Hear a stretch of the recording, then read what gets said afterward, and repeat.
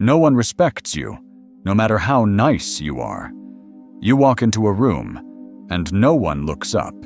You open your mouth to speak, and someone talks over you like your words are background noise.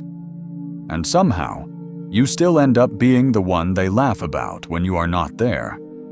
Here is the harsh truth. You are teaching them how to treat you. We think respect is something other people give us out of kindness, but the Stoic view is different. Respect is something you reclaim by how you act, not something you beg for. In the next few minutes, you will learn 5 hidden habits that quietly destroy your self-respect and invite disrespect. Stop these 5 things, and you will watch how people's behavior around you starts to change. You know this feeling better than anyone. At work, your manager drops one more task on your desk at the end of the day. You are exhausted, your eyes are burning, but you hear yourself say, "Sure, I'll get it done." They go home on time. You stay late, hungry, annoyed, and still hoping they'll notice your effort one day. With friends or family, you are the one who always adjusts. They cancel plans last minute and you say, "No worries, I understand." They make jokes at your expense, and you force a smile so no one feels awkward. You listen to their problems for hours, but when you speak, the room drifts away to their phones. You are there for everyone, yet somehow you feel like a background character in your own life. Then at night, when the noise finally stops, your mind gets louder. You replay conversations where you wish you had spoken up. You hear the fake laugh you used to hide your embarrassment. You feel the anger you swallowed because you didn't want drama. And underneath all of that is a quiet, painful question. How long am I going to live like this? How long are you going to train people to treat you as if you are less than you are? The Stoics would say, this is not a problem of love. This is a problem of standards. From a Stoic perspective, you are not invisible because the world is evil. You become invisible when you abandon yourself. Marcus Aurelius wrote that we should set ourselves in a strong place and not let the world drag us away from who we are. In simple words, that means this. Your first duty is to your own character, not to other people's comfort. Most of the habits that make people disrespect you come from fear. Fear of conflict, fear of rejection, fear of being alone. But Stoicism is about acting from your values, not from your fears. Self-respect is not a mood, it is a standard. Right now, your standard is simple. You allow free disrespect. That's what is going to change today. And from that lens, we can see the first shift clearly. The first shift. Stop trying to be harmless. We are taught from childhood, be nice, don't cause trouble, let things go. On the surface, that sounds noble. But in the adult world, people do not respect the person who cannot push back. They pity them. They use them. They step over them. Being harmless is not a virtue when the real reason is fear. Think of a rabbit and a wolf. The rabbit does not eat the wolf because it is morally superior. It doesn't eat the wolf because it can't. That is not goodness. That is helplessness. If you never dare to say no, your yes is worthless. People know they can push and you will bend. They know they can take, and you will excuse it. You become safe to exploit. Imagine a meeting. Someone suggests a bad idea that will dump more work on you and harm the project. You feel the tension in your chest. You disagree, but you smile and say nothing. After the meeting, you complain to a friend about how unfair it is. But you trained them. You trained them that your silence can be purchased with a little discomfort. In practice, this does not mean you become aggressive or loud. It means you let people see that you have teeth, but they are under control.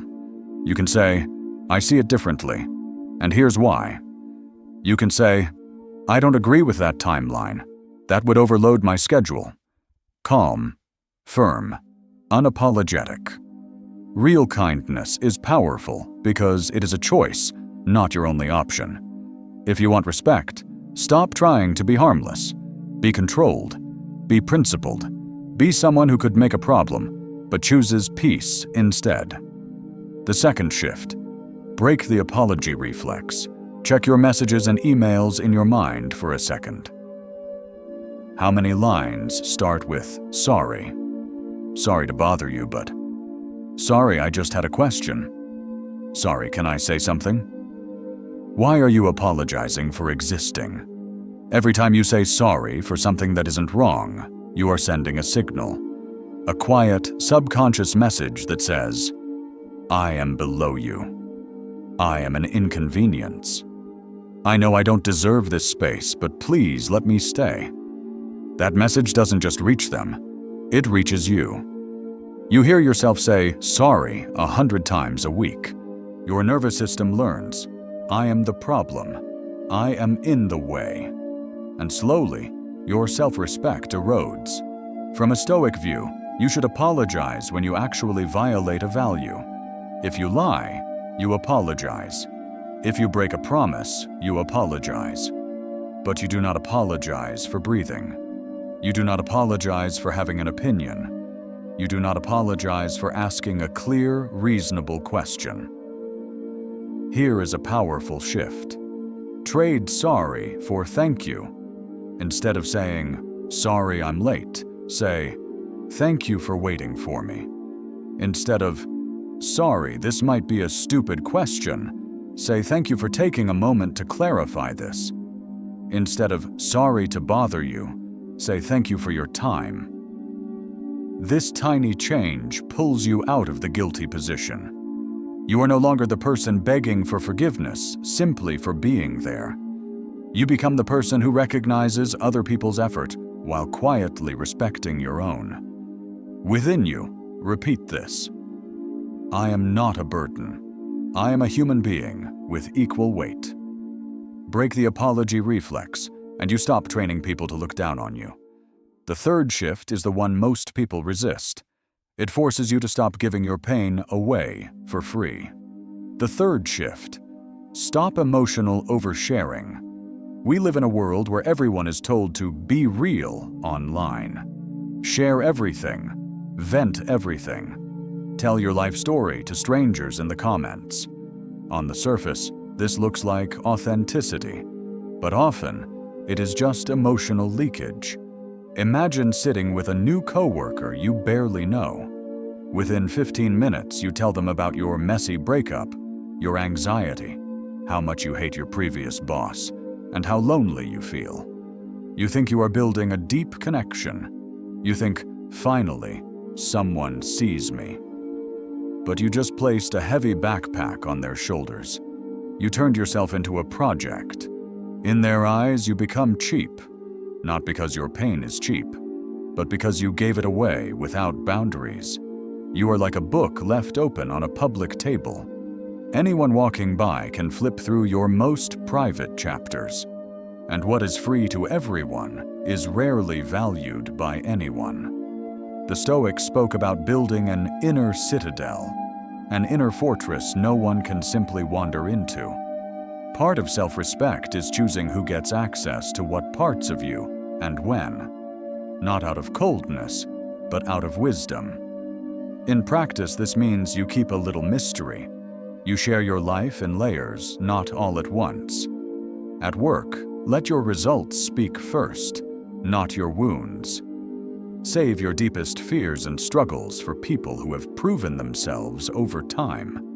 Not for the first person who nods politely. Your emotions are sacred. Treat them like something precious, not like small talk. When you stop vomiting your feelings onto people, you stop inviting them to see you as fragile, messy, and easy to dismiss. The fourth shift. Fix your submissive body language. Your words may be strong, but what is your body saying? There are two silent killers of respect. The first is a jittery, nervous movement, the leg that won't stop bouncing, the pen tapping, the constant hair touching, lip biting, or eye darting around the room. All of this screams, "I am not okay in my own skin." The second killer is phubbing, looking at your phone while someone is speaking. If you do this, you are telling them they are less important than your notifications. If they do it to you and you keep talking, you are telling them your words are not worth their full attention. Body language is a language of hierarchy. You cannot control how everyone else behaves, but you can control what you tolerate and what you project. In practice, when you speak, practice stillness. Plant your feet. Relax your shoulders. Keep your eyes on the person in front of you. Let silence sit in the air instead of filling it with nervous laughter. And when someone pulls out their phone while you are in the middle of saying something important, stop talking. Don't get angry. Don't raise your voice. Just go quiet and wait. Let them feel the weight of that silence. Most people will look up, a little embarrassed, and say, "Sorry, go ahead." You have just sent a message. My words are not background noise. They deserve presence. This is quite powerful. You didn't beg for respect. You simply raised the standard of what it takes to have access to you. If you only change one thing from this video, let it be this. The fifth shift. Stop ignoring broken windows. Think of your self-respect like a house. There is a concept called the broken windows theory. If one window is broken and no one fixes it, soon more windows will be smashed. Eventually, people start breaking in. Why? Because the first broken window sent a signal. Nobody cares about this place. You can do what you want here. Your life works the same way. The first time someone forgets to pay you back for a meal. The first time someone gives you a nickname you hate. The first time they show up 30 minutes late without a message and you say, "It's fine, don't worry." You just left a broken window in your house. You might tell yourself you are choosing peace, but you are teaching them that disrespect has no cost with you.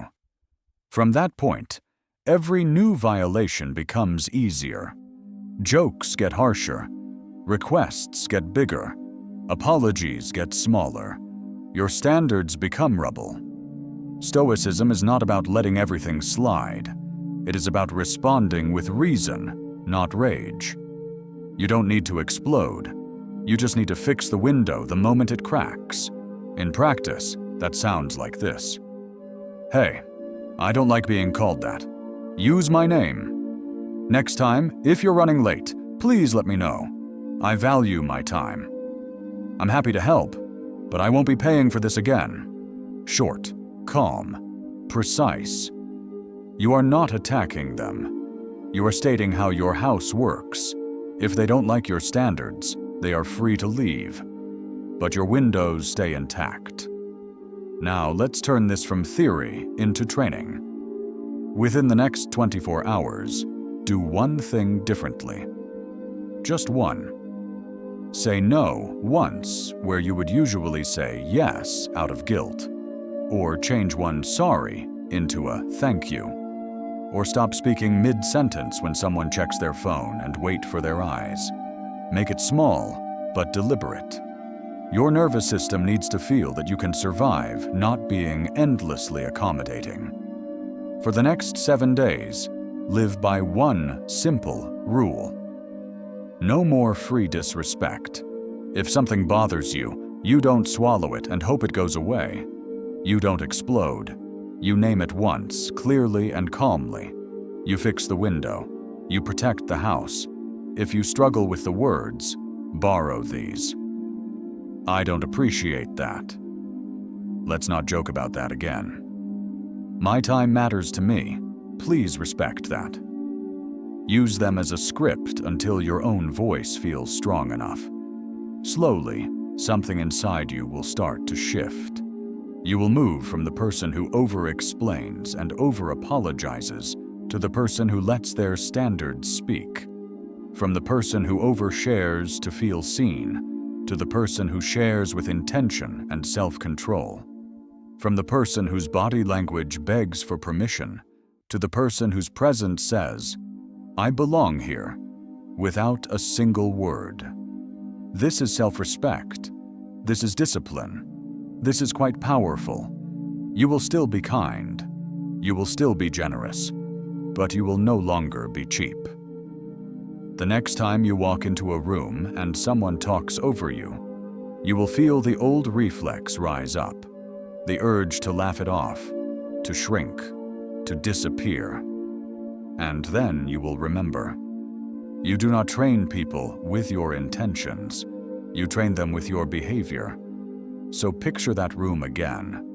You walk in, and this time, you don't rush to make everyone comfortable. You don't apologize before you speak. If someone checks their phone while you are talking, you stop and wait. If someone crosses a line, you fix the window immediately. You don't shout. You don't explain your entire life story. You simply hold your standard and let your silence, your no, and your eye contact do the work. Here is the punchline. The day you stop begging for respect is the day people start realizing they can lose access to you. On Stoic Ether, we train self-respect, discipline, and quiet power. If this helps you stay calm and grounded, stay here. Subscribe to the channel so you don't forget this when life gets loud again. And leave a comment to set your standard in writing. Type, "I respect my standards first." So the next time someone tests your boundaries, you remember exactly who you decided to be today. If you know someone who is quietly burning themselves out just to feel seen, share this video with them. They deserve to know they can change the rules.